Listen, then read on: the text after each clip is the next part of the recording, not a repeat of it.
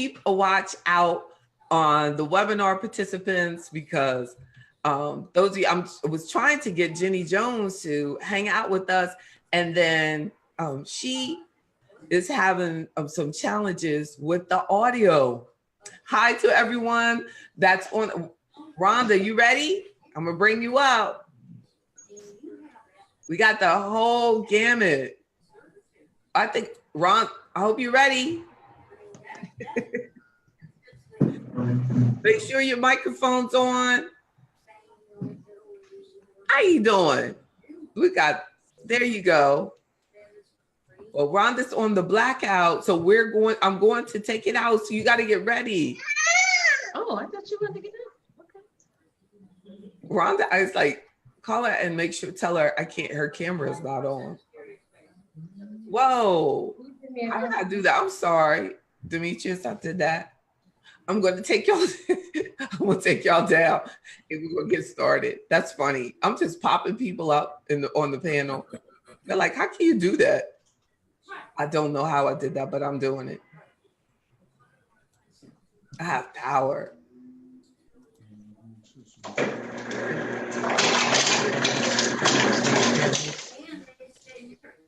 Mr. Barry, I think I'm going to, I don't know how it did that.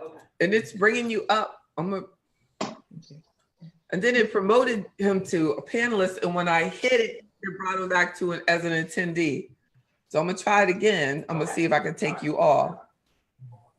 There you go. Now I'm going to move you back to an attendee. I learned so much from this. So we are talking about family night. Yes. She's coming back up. Rhonda wants to, she's coming back in. So we're going to bring Rhonda back in. She's going to have another perspective. So we've got Mr. Bozeman's perspective from everything in your life. And then we have the Wells perspective with the young. We have the grown. Mr. Bozeman has a grown family. You have the little family. I have the in-between family. Y'all got the in-between. The baby. We have a full perspective. Rhonda's got a beautiful big family as well. She's like, it's not that big. There she is. There she is. Oh.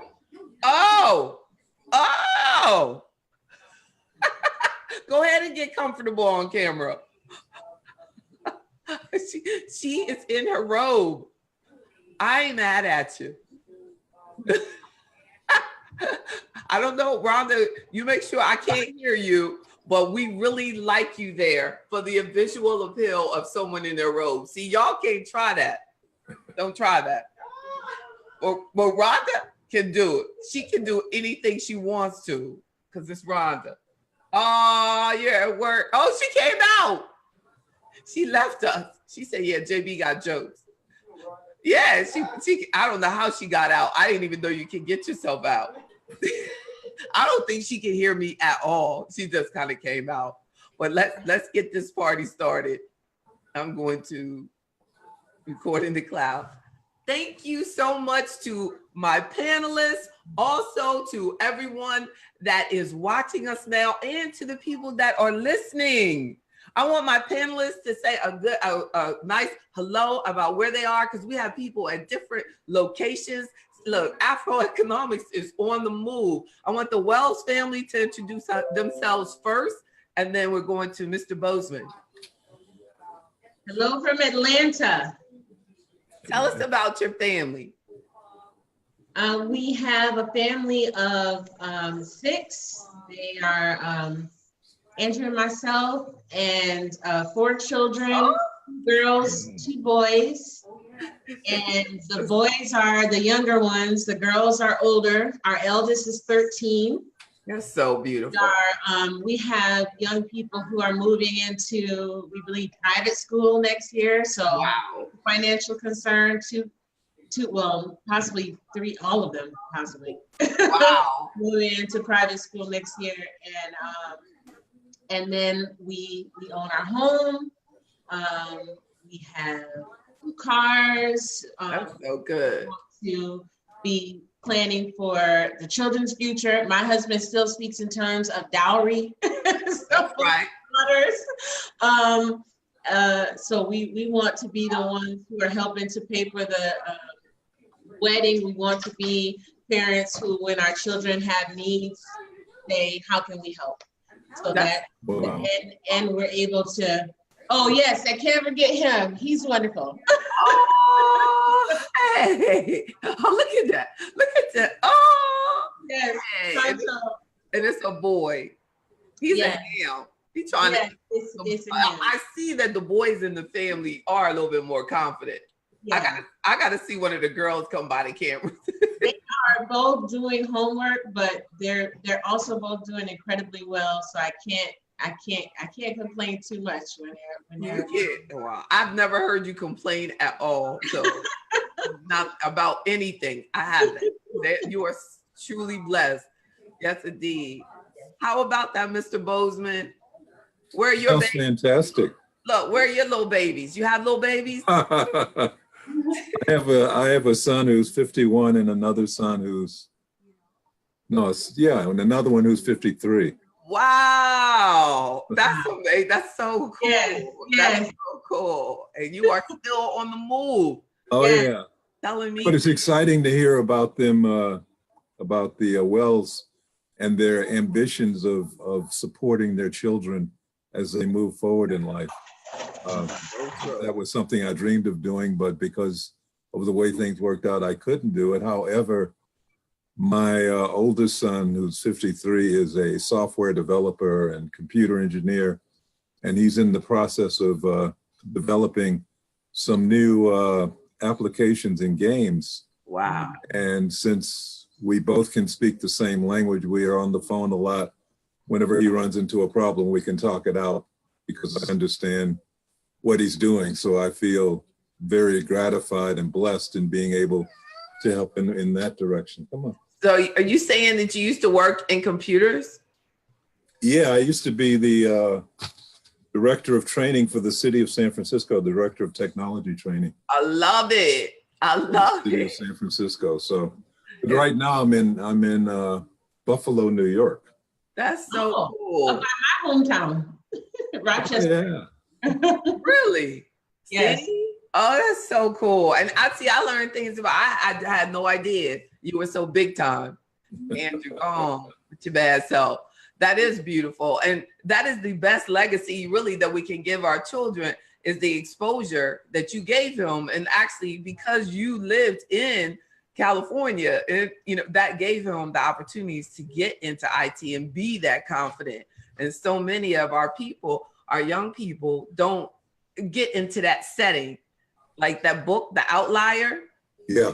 That it's your exposure, what your children are hearing right now, what your children heard you in your planning process, and what you did, and all the things that you do that impact. So, sometimes, we think, well, my parents didn't give me money to start my business, but they gave me a life experience and the confidence, and to grow up in a house of academics, and to be at HBCUs every weekend, because that's where my parents worked, so I was always around Black higher education, so. What my son likes to remind me of now is that when he was 8 years old, I was the producer in advertising. So what I did was I gave him the book Think and Grow Rich. I love it. Oh, that's Napoleon Hill. Yeah, Napoleon Hill. So that just woke his mind up. That's so good. And I mean, think about it. I wasn't exposed to that book until I was I think I may have actually already graduated from college, or near the end. And to give him that thought process so early in life is amazing. That's good for him. He's smart. Thanks to everybody that is logging in. We have Mr. Pastor Bozeman, and he was telling us about his technology background, his family, his grown children. We have the Wells family with younger children.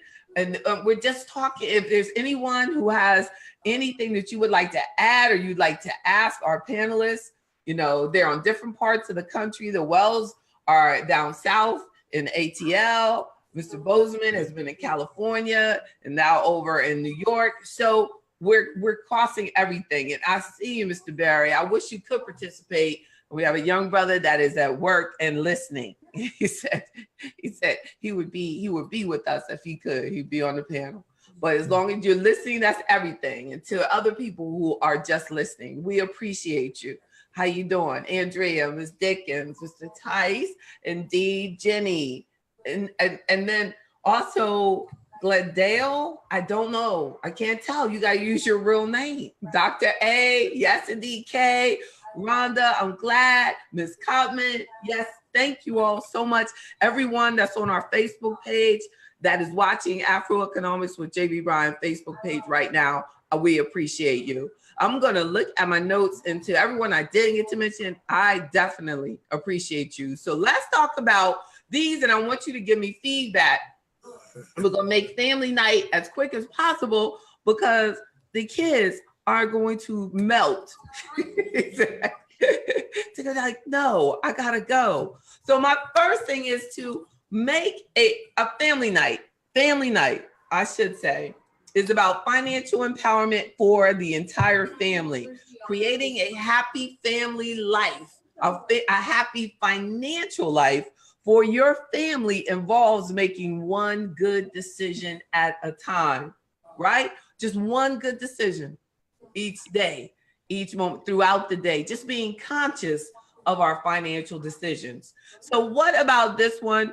My first tip, and I feel that it's a fundamental, is to have a family budget so that you understand what money you have left over, what your discretionary money is, that you have, that you know what your monthly cash flow with that. Would you agree with me on that with the Wells? Would you agree having a family budget? Yes. Indeed. Yes. Would you agree, Mr. Bozeman? Yes. Yes, actually, no. I did not grow up understanding about family budgets, and so it took a lot of years and a whole lot of mistakes to finally realize that I needed to do that. In the process, climbing high and falling back down, ending up homeless points, finally began to give me some financial intelligence and discipline. But it took a long time. Wow. So it was, and I mean, I think that's reassuring to all of us. Would you agree, the Wells, that life is a process? Yeah. That we feel like, and remember the time I did Mr. Bozeman on the one that was talking about that we could go through a period of our life where everything is great, and then you can make a bad choice, and everything change in your financial life. So people might get in their 30s and 40s and everything is fine. You know what I mean? They might run into even their 50s and it's calm. Get in their 60s and go through a divorce or something, even worse, a health issue with a family member. It could be, things can definitely change. So I think that I appreciate the different life, the life that Mr. Bozeman, you bring us the reality of life that you're right. Can you hear me on that, Mr. Wells? Yeah, I think it's really important to have a budget and to be able to understand what the budget and what data is showing you. Like our initial stabs at budgets were just about covering costs. Mm-hmm. And we found out that we weren't looking at enough data, and we weren't understanding our situation clearly enough. So we had to start to put our goals into our budgeting, in addition to the cost and making bills. What do we want to be? What do we want to do? And when we started to mix that in, we were able to kind of look at trends and see what trends were destructive, or what trends were productive versus that goal. So it was fine to create a static budget, but until we could get to the place to understand and analyze trends within that budget based on our goals, that budget wasn't as helpful to us until that. It's like you can do everything right Right, Mr. Bozeman, like you can do everything right and then like get to a weekend and then you just spend everything, it just. That's why it's critical. What he mentioned goals, that it was when they started adding in the goals that it made a difference, because the goals act as a guardrail. The temptation is going to overcome you unless you know where you're going, unless you know what you are saving that money for or making that investment for. Because all of a sudden, when you're faced with the weekend or this wonderful opportunity to spend money, Yep. if you don't have that goal that says, no, this is what we got to do, this is where we're going, That's then right. you're going to jump into it and drown. That's right. I mean, here, because there's always going to be another get rich opportunity out there all the time. There's always, like I tell people when they have that type of behavior and they're tempted by things, like there's always going to be that good opportunity. But is that in alignment with your goal to pay off bills? It's like, well, I want to invest in this right now, it's like, but is it your goal to get out of debt? I guarantee you that will give you a return on your money. Right. What's interesting is that we have to contend with a lot of well-meaning people who are like, you guys, you work so hard with the children and you're so, because compared to some people in our circle, our lifestyle is really frugal. Even though I'm like, well, I do some spending here that I could not do, That's right. And so they're like, you deserve to do exactly. Girl, I hear it all the time. I'm like, la la la la la la. You better. You better. Is it true? Is it true? Look, you we deserve. Look, like, the world can't even provide to us what we deserve. It's like only God can really give us what we deserve. Lord, that's what you gotta tell them next time. You can't.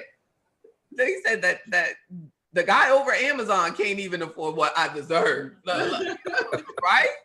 I deserve. But it's true. I hear that all the time. Girl, why don't you so-and-so? Why don't you? Y'all should get so-and-so. I know. Yeah, you should be driving something black. Yes. Look, exactly. No. Why would you put, you got to cover your ear. That's true.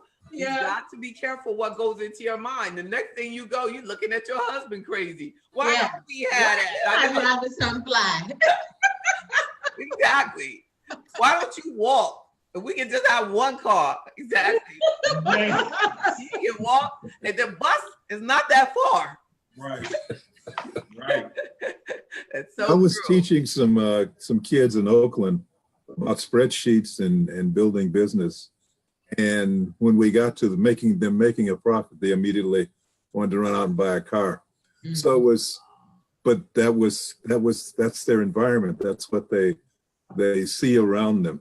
That's so right. It's a matter of us being responsible for giving them a different perspective on life. Woo. And telling them there's something more to be achieved than just buying a fast car or a pretty car or new clothes. Mm-hmm. You can delay that gratification and it'll get you a whole lot more.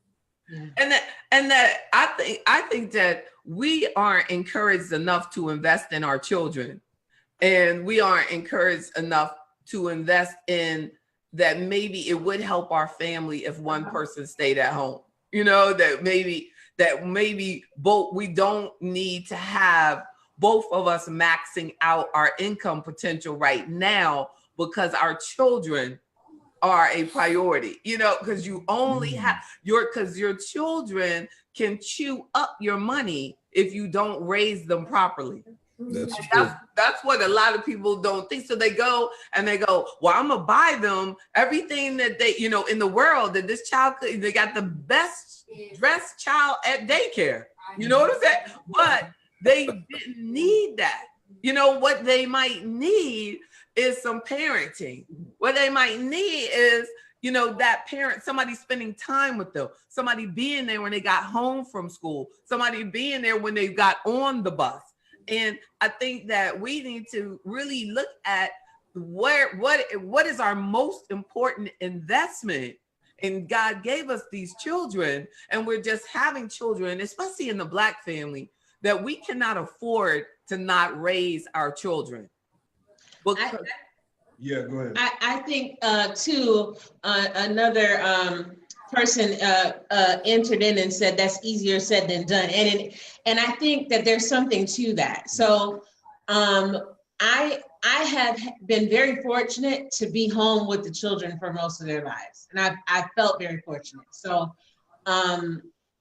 since when we had the first, I was working from home as a transcriptionist. She was home with me. It was right to do. Then I got pregnant again, had the second. Andrew had an awesome job, and we said, okay, we're gonna phase out my income and go to him. And then he lost that job. That the real estate bubble burst. Yeah, it was done. I had to go back into the workforce. God definitely worked it all out so that I was able to come back out after a time, and we learned how to live on much less. That's right.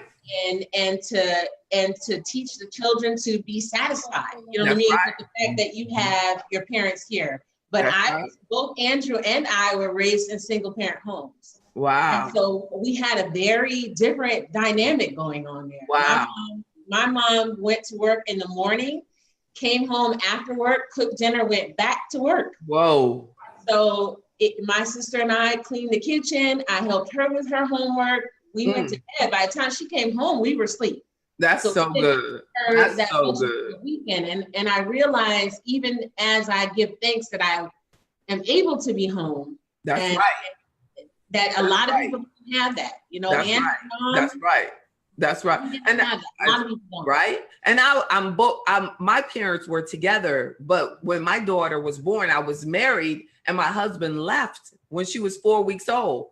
But I had to adjust I had my own business, of course. Like, you know, my business was almost 10 years old when she was born. Mm-hmm. So it was, you know, I couldn't just stop my business. I had to figure out how to manage the business, and all of a sudden, you know, be this, you know, parent.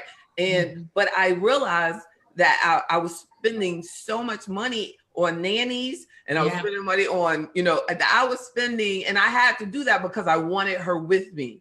Yes. So I had full-time nanny and a part-time nanny at work with me. So the first 3 years of her life, she was at work with me. I sold my house, moved into my office, moved upstairs, made it an apartment, you know what I'm saying? And she didn't know any of this was going on. Yes. You know, so it's like, but I feel that was the necessary, because if not, I wouldn't have the child that I'm so close to now. Yeah. And I feel that I gave up at least half of my income, you know what I mean, to do that and have more expenses in order to do that, because of that change, that unexpected thing. Like you said, the unexpected happened, but you all adjusted. As Andrew said, the unexpected happened, but he adjusted. Like, you know, we are here, you know, and I think a lot of people listening are in the middle. They're in that, it's happening right now. Yeah. And because of you, thank you for sharing, because it lets them know that you just got to stay strong through it. I had to keep my mind clear through it. You know, something, I'm sorry, did I interrupt you, brother? No, go right ahead. Something I wanted to say with regard to children, you know, they will learn the lessons that you teach and the lessons that you show and live by example. You know, if you tell children happiness is bunches and bunches of stuff and never having to wait for anything, never hearing the word no, that's what they're going to expect. But it is really important for social development and maturity that kids understand no. Yes. And wait and be patient and not this time and all that. Yeah. And one of the things that we had to do was when we offered alternatives, we participated in those alternatives. That's so we didn't just say, go play the board game. We would go play with them. That's right. I said, hey, go play a board game, but I'm not involved. They're going to be like, well, shoot, dad ain't involved. Well, I'm going to do this mess. That's right. go do so and so or such and such. That's right. Not involved. So they had to see us involved in these alternatives. That's right. And you help socialize them because right. it's tough when kids get to those important those critical ages 8, 9, 10, 11, 12, 16 and all that, and they don't know how to process disappointment. That's important to do, and we have to let go of our egos as parents to want to floss and project wealth through our children.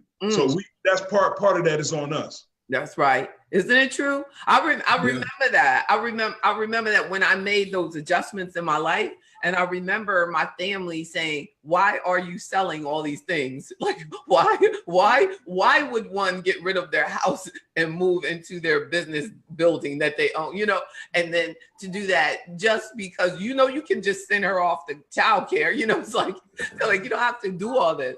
And then, but you're right, and we don't have enough encouragement among us. You know, I remember the reaction. If you pull up to your family right now with a great big $100,000 Range Rover or something, and y'all slowly get out looking good, you know what I'm saying? And all is well. Nobody is going to ask, why did you take them out of private school? Yes. Nobody's going to. They're going to say, oh, they finally got smart. Yes. They took them kids out of them school. They didn't need to worry about them school. You know what I'm saying? It's so sad. But that AfroEconomics is about that. And I just really am thankful that I've never celebrated material things. Like a lot of times when there's something about money and they want to appeal to us, Mr. Bozeman, can I get an amen? They're going to put a Bentley. They're going to put a Rolex.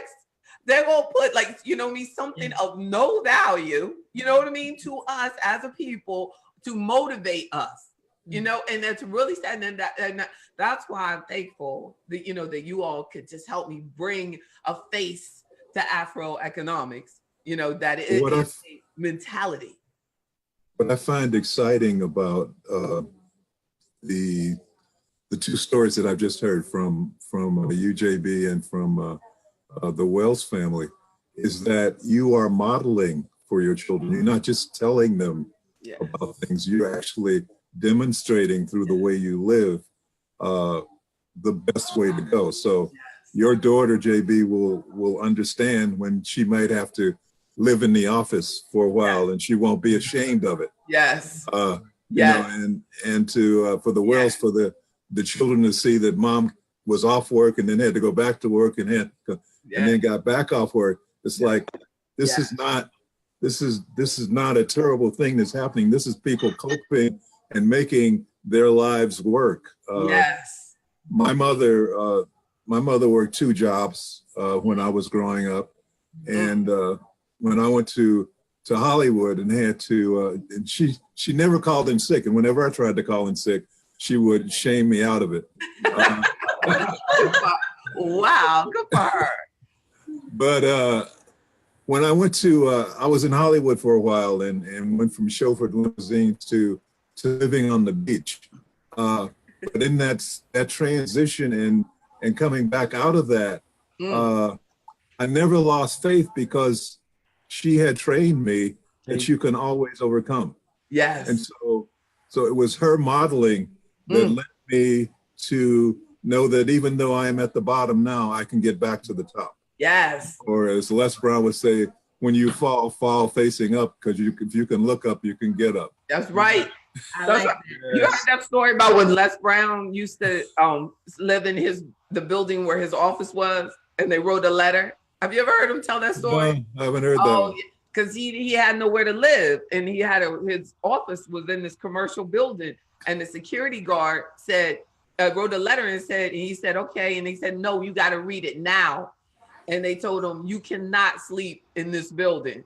And he said, well, man, I'm going through hard times. I got to sleep here right now. And they said, I don't know, but you can't sleep here. And it was, just talking about like how people don't understand. They don't. And I've always felt that, that because of our experiences, it makes you a much a much better servant to people, because I can truly look at people and I go, I know. You know, they're like, how do you know? I know. I saw that pretty girl. She was like, she said, oh, wait, I'm on screen. You saw it too? She's like, whoa, I saw that pretty. It's a teenager sighting. Right? I'm going to share some more tips and see what y'all think about this before. I know y'all, thank you. Y'all have been terrific. That I said, as we said, another one I had other than make a family budget was set a good financial example. Exactly what Mr. Bosa was just saying. Nurture your marriage. Another major family night financial tip, because the growing divorce rate it's horrible on us financially, and that actually divorce, that people after a divorce, especially women, like there's 1 in 5 women fall into poverty as a result of divorce. Yeah. And a lot of times, you know, that and then so what it meanwhile it says individuals would need more than a 30% increase in income after a divorce to maintain the same standard of living that they had prior to their divorce.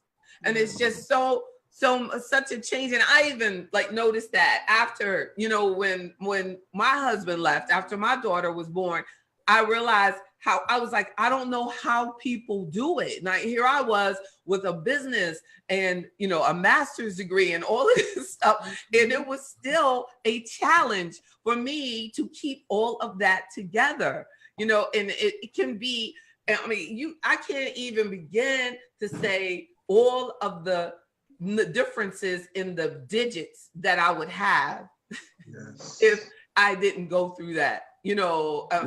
Can't plan for that, but you know, but how much more I have to offer having survived that though. And then teach your children about money. And then one thing though, from that, I've learned the most importantly, the value of your family.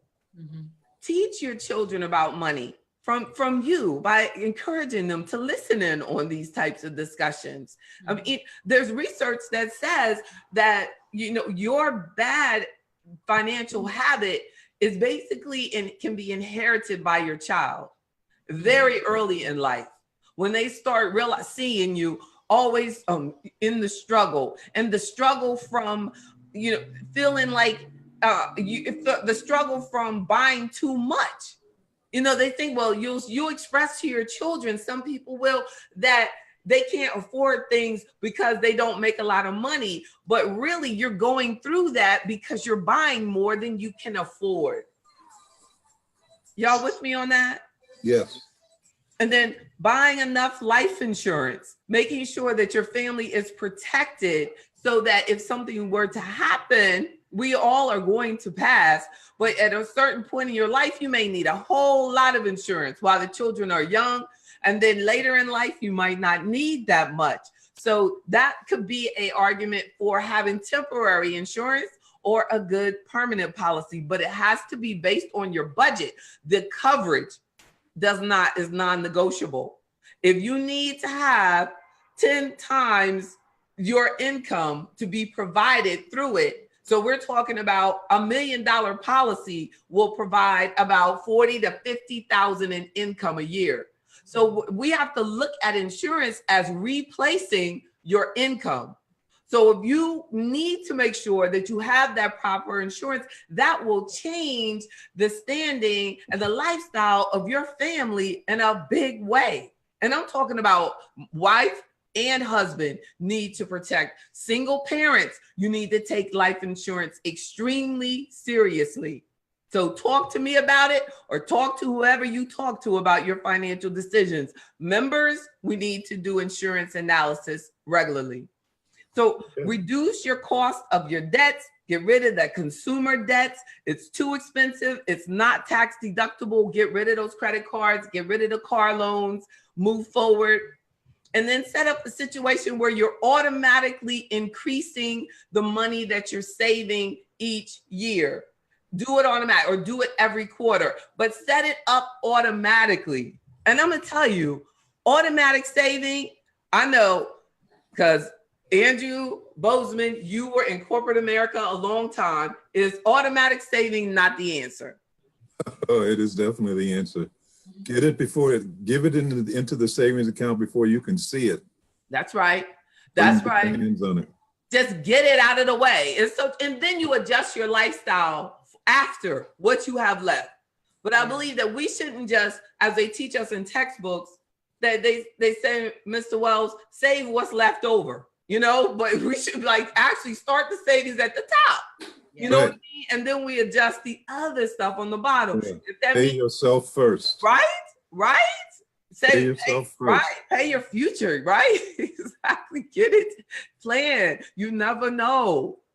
So tell me the Wells, out of that, as you all prepare to leave me, what would you say and those were my tips for this family night. We're going to do this a lot, but give me some feedback on just those ideas. Yeah. I really, I was reflecting, in addition to what you just said, about your advice to us concerning, as we get more income into the household and what to do with that. So we told the children, okay, our advisor said, we have a financial advisor. Yes. Oh, baby. Oh, remember we saw you on the TV in the living room with the last. Oh, that's right. Yeah. So I made it to the big screen. Yeah. This is the one who is, she's got big plans. That's right. Include being a multimillionaire. So we're trying to get her prepared with what's really important. Costs about $1 million. So much like you. Like she looks like you. Yeah, I see it. It costs $1 million. Look at the nose and everything. Yeah, I see it. Oh, I see her dad too, but yeah, I see it. Yeah, and her little brother Andrew. But another Andrew. Another. All right. Yes. Andrew is the name. Yeah, I was just gonna say that one thing that you did say is save it, and so now it's like about 60% is put away, and then I say to Andrew, it doesn't exist. I don't think about it. Good for you. anymore after that. That's right. And, that's so good. She was the wife of the night. She was the wife of the night. Give her a tiara, Andrew. That's right. You got a good one. That's right. That's so good. And it's so funny because, when you were talking about both spouses having insurance, we were in a situation where we were being counseled. I was being counseled to increase my life insurance. And then they asked me to increase my life insurance on my wife. And I was like, well, at this point, she's not working. And he sat back and he asked me a question. He said, well, let me ask you this. What would you do if she was gone tomorrow? I said, okay, go ahead and then put on a policy on her. We need to increase it and make it this big and do all. I was like, man, I have no clue. You said, man, I can't even afford that policy. Right. There's no price. I was like, nah, go ahead, sign it up, strike it, do what you got. I was gonna have to keep her healthy. Yeah. That's so good. Amen. That's a really beautiful story. But gotta be intentional. Like we have to stop blaming things on chance and circumstances. We have to be more intentional and take more control. The average American is not ready for an emergency above $500. Right. American, not Black American, the average American. Right. We have to be more intentional and not be so happenstance with it. That's right. AfroEconomics has been just critical, essential to supporting this intelligent and intentional. Thank you, JB. Wealth building, budgeting, and financial health. We have appreciated. That's so positive. Well, it's only as good as what they say with computers, right? It's only as good as what we put in it. Yeah. It's only as good as you. And so, wow. I mean, AfroEconomics is blessed to have you to represent, to grow, to keep that legacy. Y'all younger than me. So y'all gonna be talking about me down the road. They're gonna be like, I remember JB Bryan. I knew it. They be like, you knew JB Bryan? And you be like, yes, I knew her. You're like, oh my God. Your kids will be like, I knew her. Right? I'll be up in heaven chilling. Well, I tell you, this is magical being in your orbit, JB, because So good. you know, I've done so much community activism work in trying to change the consciousness of Black people. Yeah. And it's really an uphill battle because there are not a lot of models to go by.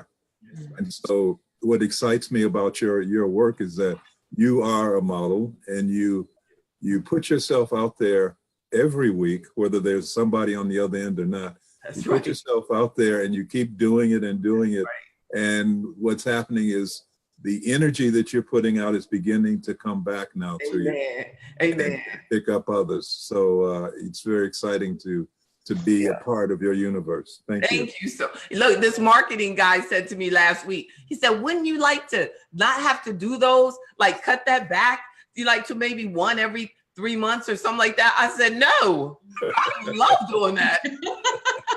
Look, I was like, he was like thinking of it like, oh my gosh, she's a beast. I'm like, no, I will do it until I can't do it. What I want to do is make sure that what I'm doing is more productive. It's helping more people. That's what I want. You know, I want to provide free webinars to the world that we can touch more lives. But isn't that funny how people always think that you're seeking to work less, right? It's like, nah, thank you so much, Andrew. And all of us, we are doing and living the life that God has allowed us, living our purposes every day.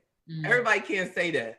You know, even Andrew, even when you were doing those jobs, and Andrew Bozeman as well, when you were doing that and making all that money, but think about what you do now. Like when I met you, Mr. Bozeman, he was sharing some of my stuff on social media. You were building me up. You're like, check this out. This is something positive. You know, that's everything. You didn't have to do that.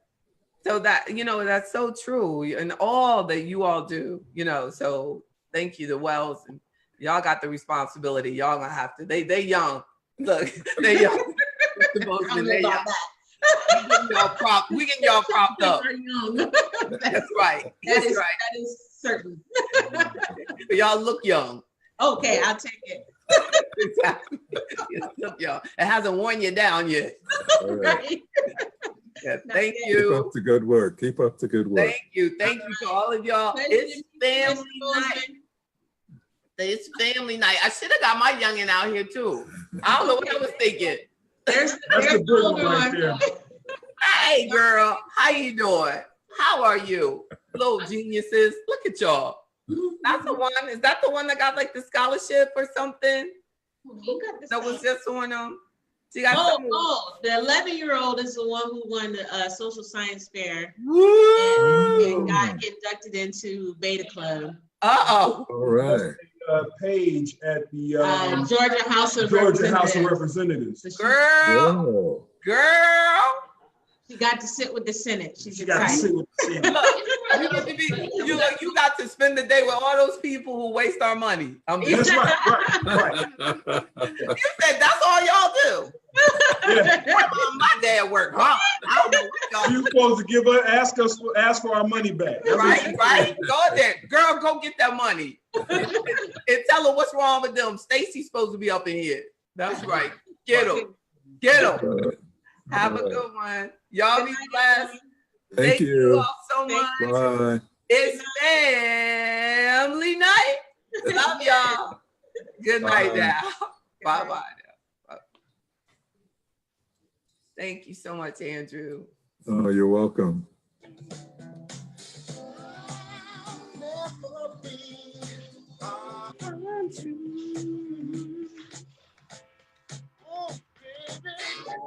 Let's stay together, y'all. Have a good night, everybody. Thank you.